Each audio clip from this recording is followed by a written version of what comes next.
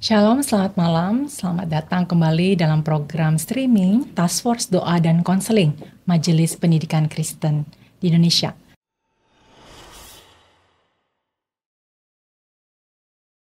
Yang berkolaborasi dengan Bara Digital Ministry dan Gemar.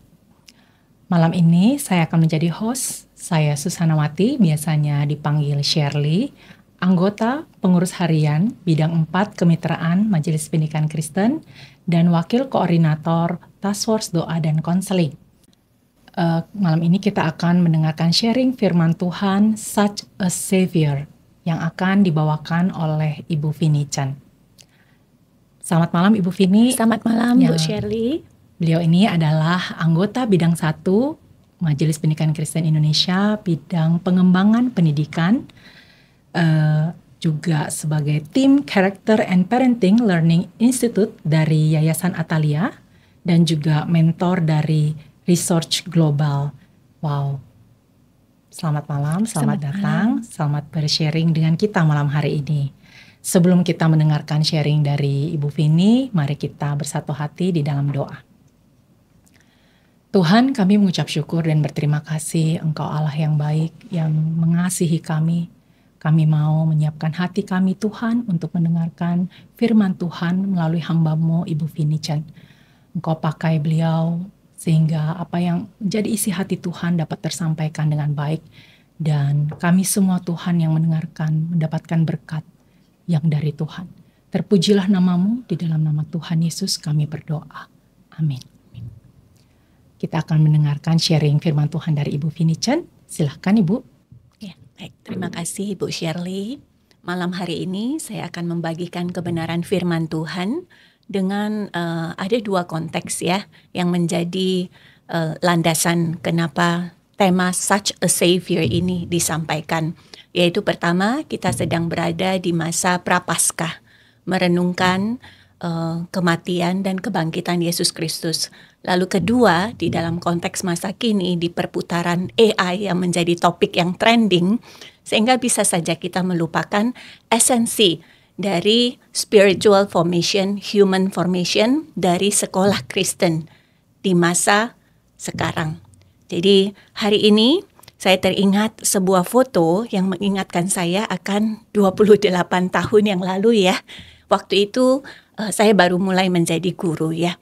Tetapi ketika saya melihat sampai hari ini ada satu hal yang sama di dalam diri murid-murid di tengah perubahan yang begitu cepat, yaitu bahwa murid yang adalah manusia yang berdosa, kebutuhan mereka yang terbesar pada hakikatnya bukanlah teknologi yang menyelamatkan, tetapi pribadi yang dapat menyelamatkan mereka.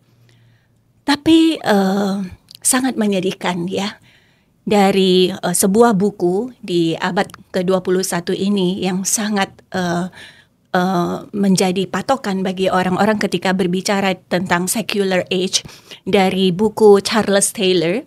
Beliau mengatakan bagi orang masa kini, mengenyampingkan keinginan diri demi menyesuaikan dengan otoritas Tuhan adalah hal yang sangat sulit dipahami.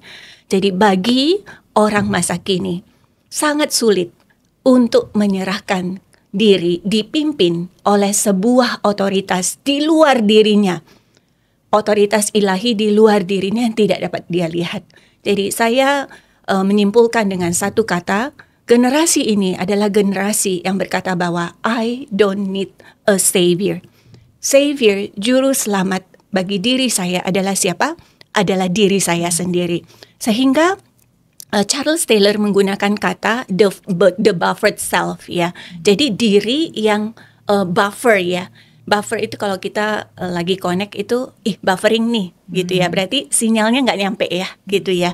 Jadi diri yang terlindung dengan diri sendiri. Jadi tidak terkonek dengan yang ilahi di luar dirinya. Orang-orang yang demikian, generasi yang demikian adalah generasi yang mengejar bukan menyembah Tuhan, tetapi adalah self-actualization ya. Jadi aktualisasi diri menjadi pengejaran utama. Lalu dengan kondisi yang demikian, pada hakikatnya kita diciptakan untuk menyembah, untuk untuk diselamatkan, untuk butuh selamat. Sehingga ketika kita mengatakan kita tidak butuh selamat, maka kita akan menciptakan juru selamat diri kita sendiri. I create my own savior. Baik kita yang beragama ataupun kita yang tidak beragama. Kita yang beragama, nah ada satu kecenderungan yang unik di dalam penelitian bahwa anak muda sekarang mempercayai Tuhan yang merupakan gabungan dari segala jenis Tuhan yang intinya bisa memenuhi apa yang mereka mau. Dan ini dikatakan therapeutic God. Tuhan yang untuk membuat saya merasa enak. Tuhan yang bisa menyembuhkan saya. Yang menjadi pengejaran generasi ini adalah self-cure. Apalagi ketika Tuhan Yesus mengatakan, akulah dia, Mesias, yang telah dinanti-nantikan. Apakah sekolah Kristen masih melihat bahwa ini adalah panggilan yang mungkin untuk dilakukan? Mari kita lihat kembali pesan yang sangat penting di Lukas pasal 9 ayat 22 sampai 27. Ketika Tuhan Yesus memberitakan pemberitahuan pertama tentang siapa dirinya dan bahwa Mesias akan mati dan disalibkan. Lukas 9 ayat 22 sampai 27. Dan Yesus berkata, Anak manusia harus menanggung banyak penderitaan dan ditolak oleh tua-tua, imam-imam kepala dan ahli-ahli Taurat, lalu dibunuh dan dibangkitkan pada hari yang ketiga.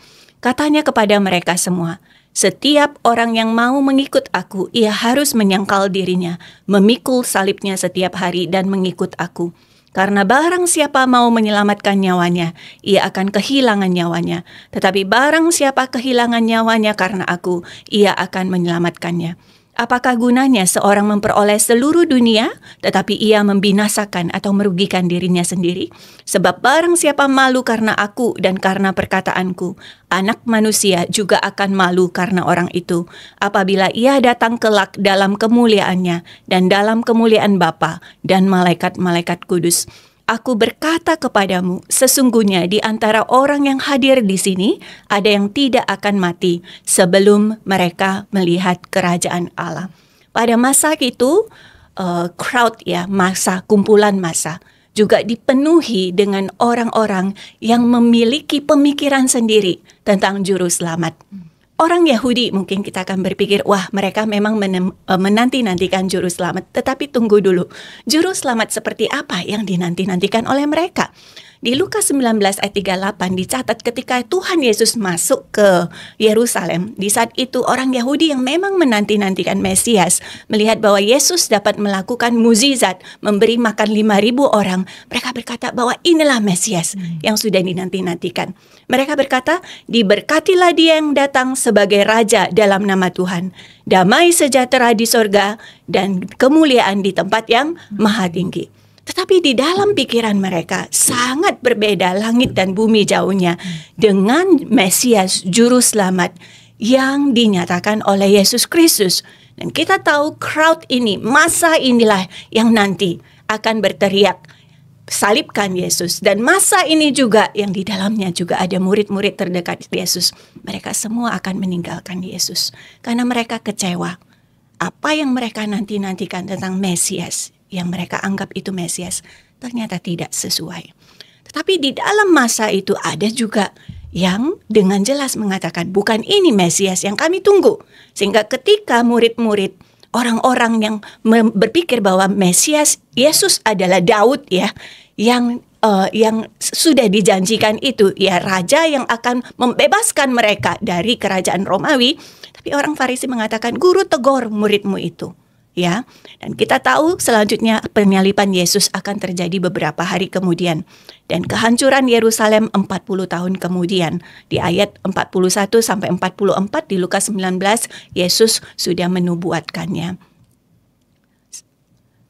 Tetapi Yesus dengan jelas menyatakan siapa dia sebagai Mesias. Anak manusia harus menanggung banyak penderitaan dan ditolak oleh tua-tua, imam-imam kepala, dan ahli-ahli Taurat. Lalu dibunuh dan dibangkitkan pada hari yang ketiga. Di dalam pemberitahuan pertama tentang siapa dirinya dan seperti apa Mesias, Yesus sum up misi dari Mesias. Cuma satu, bukan membawa kegemilangan dunia, bukan membangkitkan teknologi baru, tetapi menyelesaikan satu persoalan yang tidak akan mampu diselesaikan manusia, yaitu dosa, kematian, dan penghakiman. Anak manusia harus menanggung banyak penderitaan dan ditolak oleh tua-tua, imam-imam kepala, dan ahli-ahli Taurat, lalu dibunuh dan dibangkitkan pada hari ketiga. Saya berpikir waktu Yesus bicarakan ini ya, banyak orang tidak mau menerimanya pasti ya, pasti sambil lalu lewat. Makanya setelah diungkapkan 3 kali pun, sampai Yesus naik ke kayu salib, sebelum Yesus bangkit, tidak ada yang memahami. Tetapi di titik itu, Yesus dengan pemahaman yang sempurna tentang dirinya, Yesus melihat, look to the crowd ya, ia melihat kepada massa. Dia berkata, dia melihat siapa pengikutku.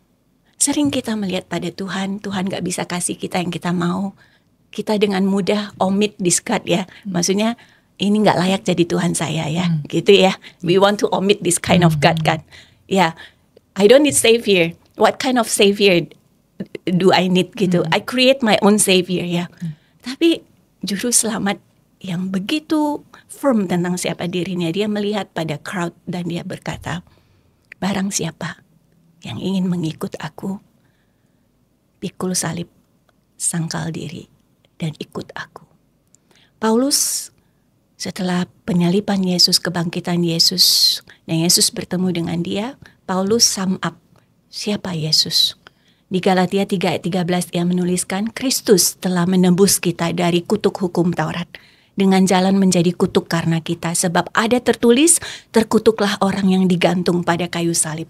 Dan dia menuliskan di Roma 3 ayat 25, Kristus Yesus telah ditentukan Allah menjadi jalan pendamaian karena iman dalam darahnya. Hal ini dibuatnya untuk menunjukkan keadilannya, karena ia telah membiarkan dosa-dosa yang telah terjadi dahulu pada masa kesabarannya. Dan Yohanes menuliskan, inilah kasih itu. Bukan kita yang telah mengasihi Allah, tetapi Allah yang telah mengasihi kita dan yang telah mengutus anaknya sebagai pendamaian bagi dosa-dosa kita. Ketika Yesus melihat pada crowd, Yesus menyatakan, such a savior that you need. Lalu ia melihat murid, follower seperti apa yang layak untuk savior yang seperti ini. Yesus mengatakan, deny yourself, take up your cross, and follow me. Follow me, seperti aku sudah mengikut Tuhan. Ikut aku, seperti aku sudah menyangkal diriku. Menyangkal diri adalah turun dari pemerintahan diri dan membiarkan Tuhan yang memimpin. Saya pikir inilah jalan kembali dari Taman Eden. Taman Eden adalah tentang manusia yang meninggikan diri, duduk di tahta pemerintahan, mau menjadi Allah. Tetapi Kristus datang, mengosongkan diri, dan obey God to the end. Menyelesaikan, menuntaskan penebusan. Waktu Tuhan berkata, ikut aku, bukan tentang kita yang dengan kebenaran diri mengikut Tuhan. Tapi ia mau mengatakan, aku yang akan memulai dulu. Engkau mengikut aku. Deny berarti apa? Deny pleasures, deny comfort, deny security yang berasal dari dosa. Yang berasal dari segala sesuatu yang tidak mengikuti pimpinan Tuhan. Berbalik dari dosa. Dan matilah, take up your cross, angkat salib, matilah terhadap apa? Kepemimpinan diri, matilah terhadap rasa cukup diri, matilah terhadap peninggian diri, matilah terhadap berusaha untuk menyelamatkan diri sendiri, matilah terhadap pembangkangan terhadap Tuhan, dan mulailah kehidupan patuh. Sehingga ada satu kesukaan dalam hidup, keintiman dengan Kristus, mengikut Dia. Nah, inilah esensi follow Him. Saya pikir yang sangat dibutuhkan anak-anak kita pada masa ini, yes, AI sangat membantu kehidupan. Tetapi guru-guru, pendidik-pendidik yang memiliki keotentikan, yang memiliki perjalanan yang otentik bersama Kristus, yang menyangkal diri, mengikut Tuhan, ya, yang memanggul salib mereka setiap hari. Saya pikir ini tidak bisa digantikan oleh teknologi apapun. Nah, saya ingat ada anak muda ya, anak saya di rumah ya. Kita tahu anak remaja mungkin bergumul ya, salah satunya dengan kehidupan seksual mereka, dorongan seksual yang mulai timbul dengan hormon. Tapi satu hari dia berbicara, ada seorang guru laki-laki yang mengajak mereka makan bersama dan menceritakan bahwa dia juga punya pergumulan yang seperti itu. Lalu dia membagikan dengan sangat rendah hati, tapi juga dengan sangat tegas bahwa Tuhan Yesus bisa membimbing kita di dalam kekudusan seksualitas kita. Lalu karena dia sudah pernah menjalaninya dengan Tuhan ya, apa artinya deny yourself, take up your cross dan follow Jesus di dalam seksualitas, maka cara dia berbicara benar-benar tidak seperti dipalsukan. Ya, mereka melihat ini bukan orang dewasa yang sok bahwa ini mudah gitu. Tapi mereka melihat orang dewasa yang sudah jatuh bangun di dalam kehidupan seksualitasnya mengikut Tuhan. Dia berbicara tentang bagaimana puasa bisa menolong, tetapi juga bagaimana kita memang harus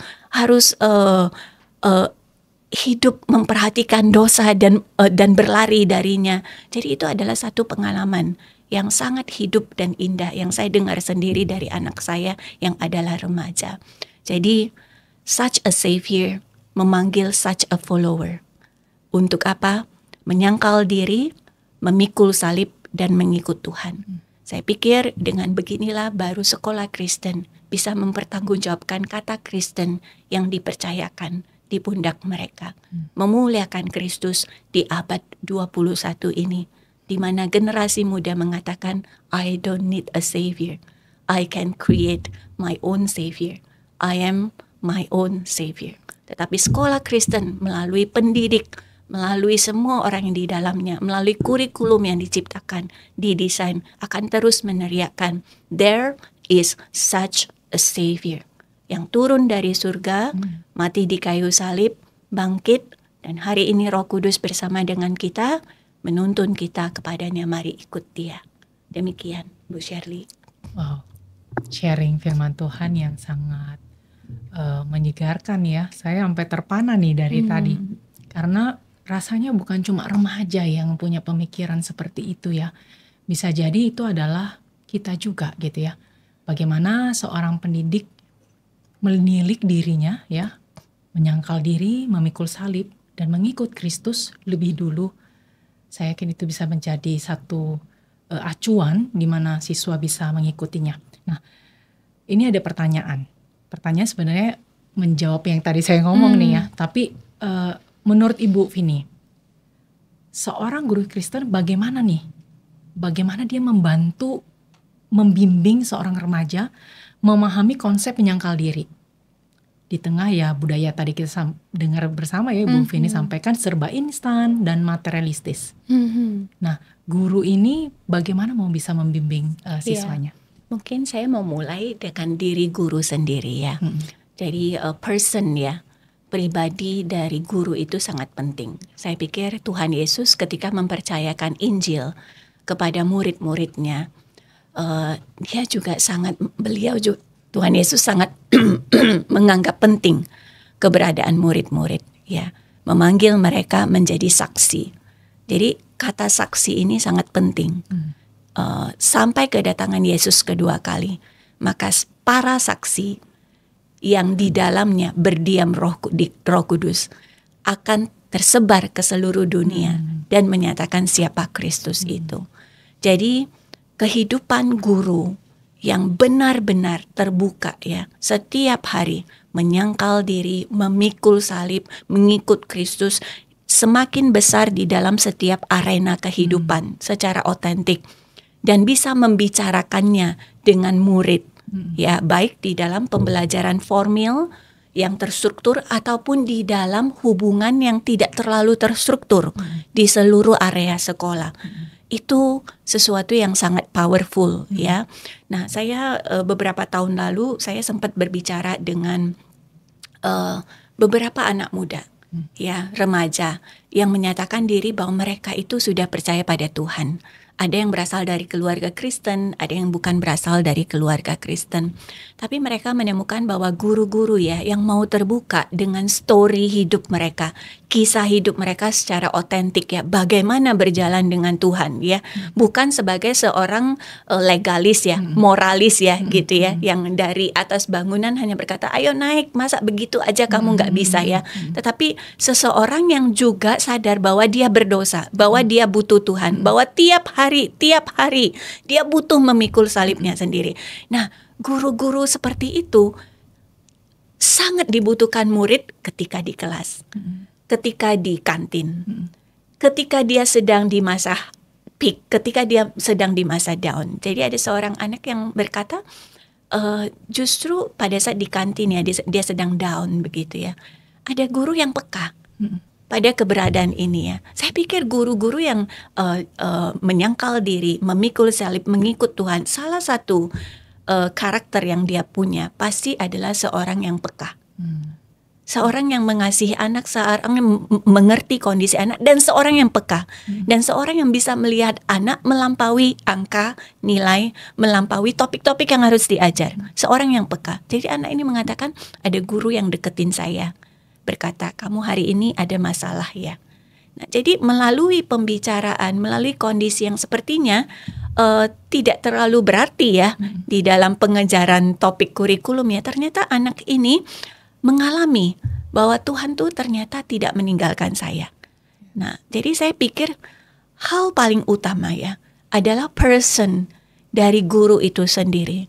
Jadi bukan teknik ya. Bukan teknik terlebih dahulu. Karena kalau person itu sudah, personhood itu bertumbuh di dalam guru tersebut, maka akan mengejar memang ya teknik-teknik apa yang bisa menolong. Begitu. Karena banyak sekali teknik di masa kini ya, teknik penginjilan, teknik pemuritan, banyak sekali. Ya, tetapi teknik-teknik itu tanpa keberadaan guru yang memancarkan kebenaran dan kasih Kristus, itu semua menurut saya justru akan menjadi alat ini ya, alat pelecut semata. Gitu. Bahkan akan menjadi seperti checklist indikator ya, gitu ya. Kamu sudah punya ini, kamu belum punya ini, ayo lebih baik lagi ya. Tapi personhood of the teacher ya, keberadaan diri guru yang menjalani kehidupan mengikut Kristus, menyangkal diri, memikul salib, yes, mengikut Kristus, itu sesuatu yang sangat bernilai untuk murid-murid pada masa kini. Yes. Thank you untuk jawabannya Bu Vini ya.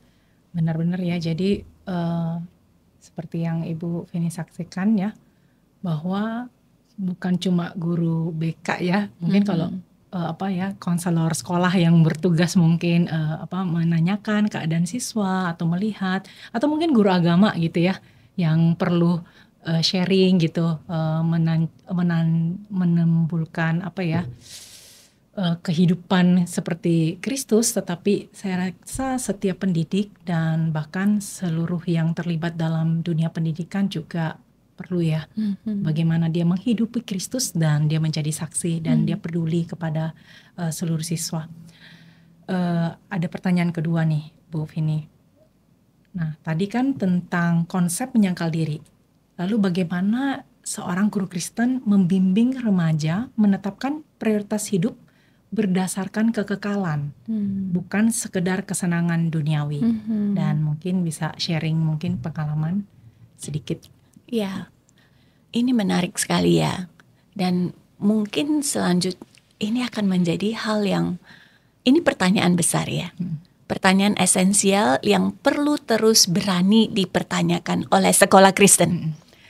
Karena dengan semua perkembangan ini, pertanyaan kita sering tidak salah, tetapi bukan merupakan pertanyaan esensial yang paling penting untuk dipertanyakan. Misalnya, di tengah pusaran perkembangan deep learning ya, pendekatan deep learning dari pemerintah itu sangat baik sekali ya.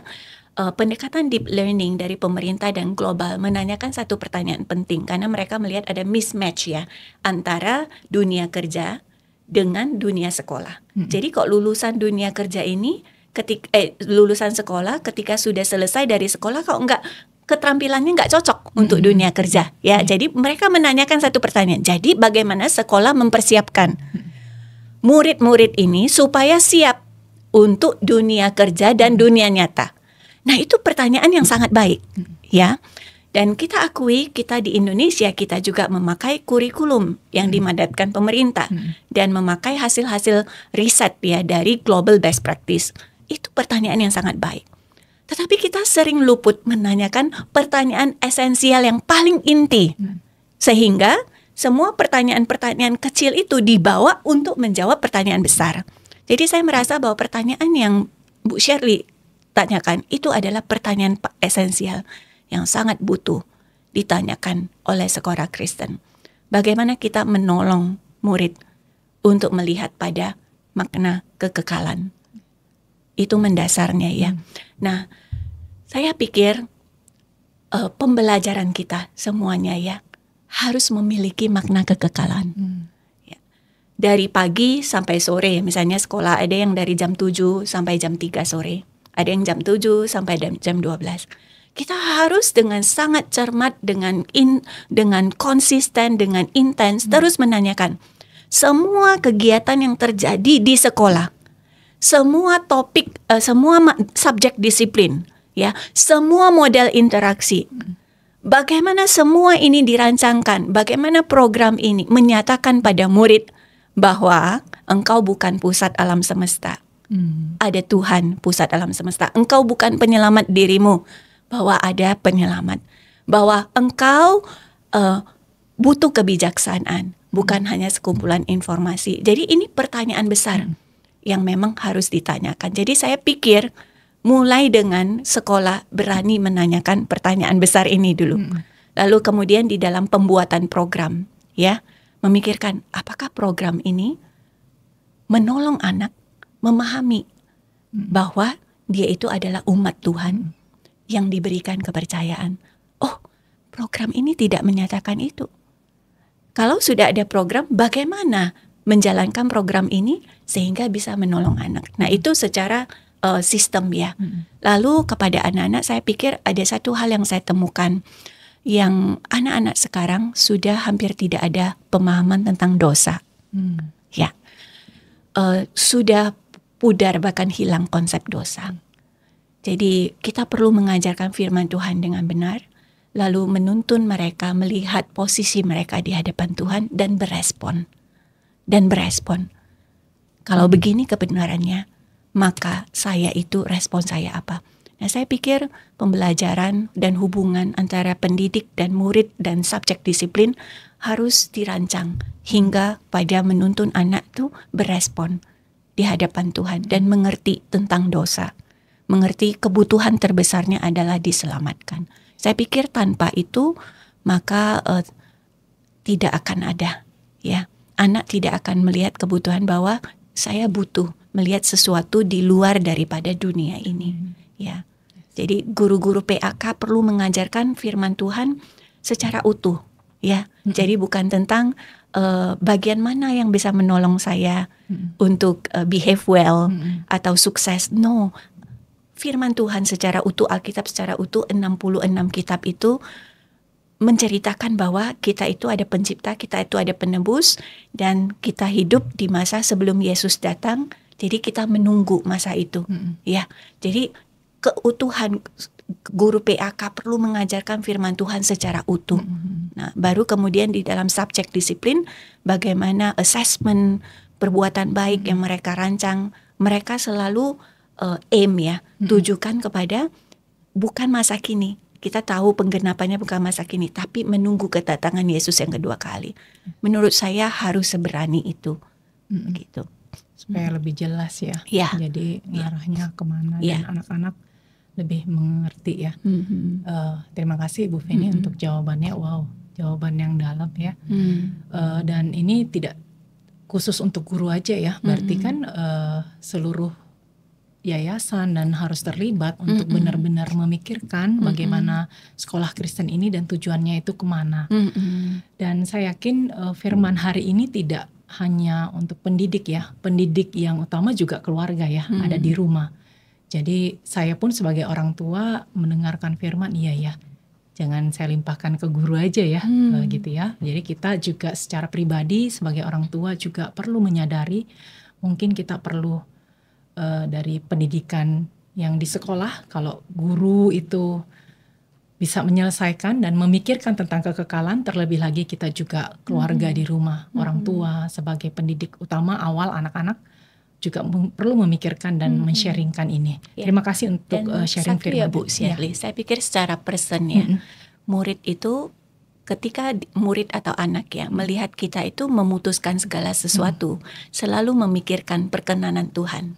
Yes. Itu hadiah terindah bagi generasi muda. Saya mengalami itu sebagai ibu ya, dan juga sebagai guru. Saya mendengar sendiri dari murid SD mengatakan ya, dia mengatakan bahwa guru ini berkata, saya kan catat ya itu verbatim semua yang mereka omongin ya. Guru ini kok dia apa-apa dia selalu nanya Tuhan dulu ya.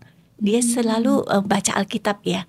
Nah, jadi this kind of way of life itu menjadi penasaran buat murid-murid ya. Jadi dan orang tua saya merasa di rumah juga ya, anak-anak kan melihat kita semua borok-boroknya kita lah ya gitu ya.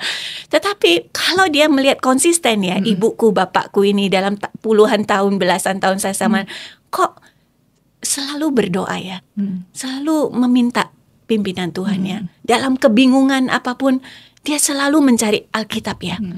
Itu adalah harta yang tak ternilai buat generasi muda. Jadi mereka melihat postur yang mencari sesuatu yang kekal, yang tidak ada di dunia ini. Di tengah-tengah mereka di dalam satu culture yang apa yang kamu mau kamu tinggal swipe kan. I swipe and I get kan. Gitu kan ya. Gitu ya. Tapi dia melihat ada generasi ada orang tua yang kok mereka believe more than this ya. Percaya lebih daripada swipe and get ya. Mereka percaya kneel and wait gitu.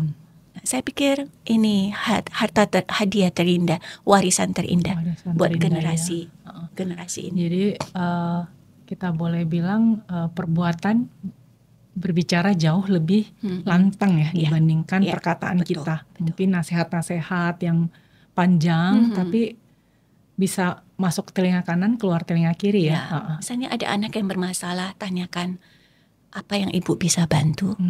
Lalu jalani dia bersama, doa bersama dia, gitu ya. Menunggu sampai bulanan untuk jawaban terhadap doa. Itu akan mengajar ini orang dewasa yang mempercayai sesuatu yang tidak terlihat. Makna kekekalan yang konseptual itu baru menjadi real buat dia. Mungkin kita menyertai dia bukan 1 tahun, mungkin 3 tahun. Ya. Pada mungkin keluarganya kolaps atau apa, tapi dia melihat ini orang-orang yang mungkin di awal dia nggak mempercayai, tapi dia melihat orang-orang ini sangat sangat yakin dengan apa yang tidak terlihat yang mereka percayai. Ya, sangat memberkati ya sharing malam ini. Saya yakin kita juga terberkati. Mungkin Ibu Vini bisa memberikan closing statement nih kepada kita semua dan mungkin bisa sekalian doa penutup. Ya. Tuhan Yesus memberikan hadiah terindah, present ya, the greatest present, yaitu dirinya.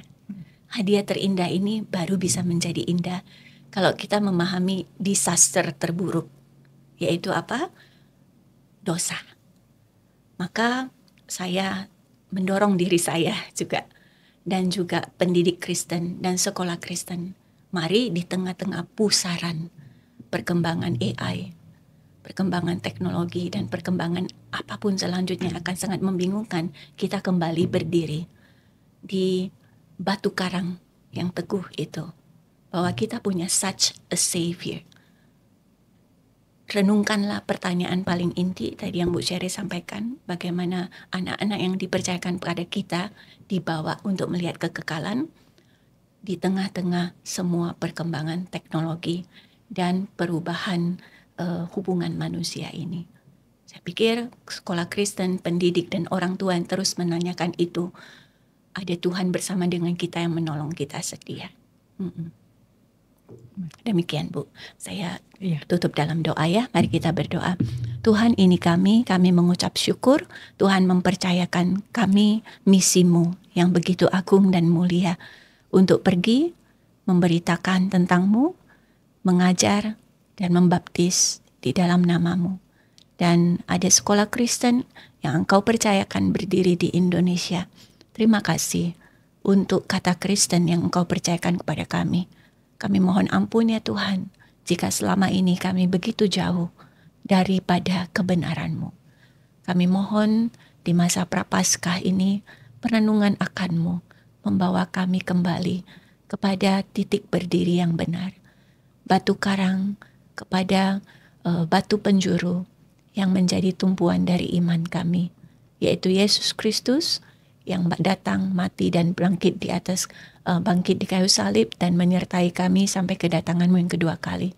Tuhan tolong untuk kami para pendidik dan juga orang tua terus-menerus bertumbuh di dalam-Mu, sehingga anak-anak yang Tuhan percayakan kepada kami mendapatkan harta dan warisan yang tak ternilai, yaitu pribadi-pribadi yang berjalan bersama dengan Kristus. Di dalam nama Tuhan Yesus Kristus kami berdoa. Amin. Ya, terima kasih untuk sharing firman Tuhannya pada malam hari ini Ibu Vini, dan Tuhan memberkati pelayanan Ibu Vini selanjutnya. Untuk kita semua yang telah mengikuti sampai akhir, terima kasih untuk telah mengikutinya, dan kita akan berjumpa kembali dalam streaming MPK selanjutnya. Tuhan Yesus memberkati.